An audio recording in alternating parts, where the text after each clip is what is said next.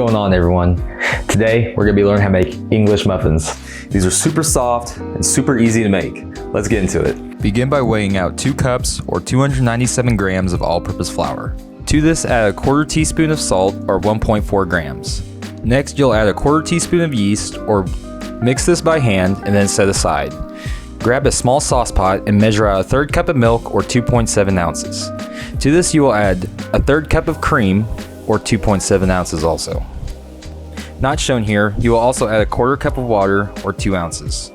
To this mixture, add 1 tablespoon of butter and put it on medium-low heat until the butter has melted. Be gentle with your milk mixture, do not overheat. Next, once your butter is melted, bring it back over to your flour mixture and go ahead and pour it all in. Give it a stir with a wooden spoon until a shaggy dough is formed. You don't have to knead this. When you have your beautiful dough ball, you're going to cover this with plastic wrap and a tea cloth and let it rest overnight for at least 12 to 18 hours. It has been 12 hours and now your dough should have doubled in size. Mine didn't because I think of the temperature in the room. Cover this with a tea cloth and let it rest for another 10 minutes. Sprinkle with flour to prevent sticking and use a rolling pin to roll it out to a 1/4 inch thick. You'll also make a 1/4 inch turn after you roll. Be gentle with your dough. Do not apply too much pressure or you'll push out all the gas bubbles that you work so hard to make. Once your dough has been rolled out to a 1/4 inch thick, grab your favorite biscuit or cookie cutter to cut out 4-inch rounds. After you cut out your rounds, you will have some leftover dough. You can roll this back out and cut out more circles if you want to. Place your English muffins on a baking sheet and cover with a tea cloth. Allow them to rest for another 30 minutes to proof.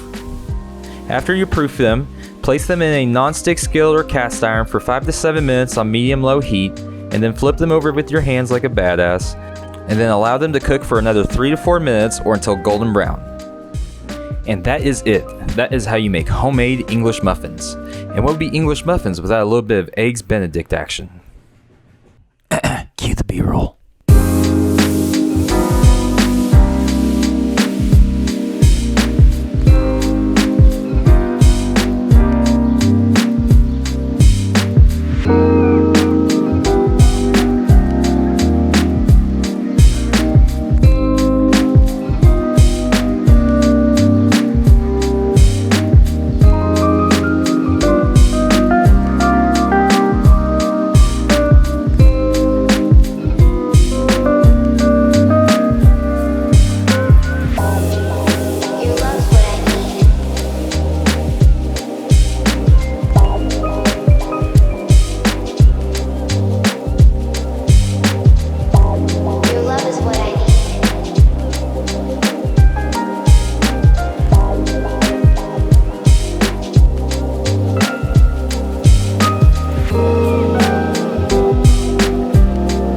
Am I live?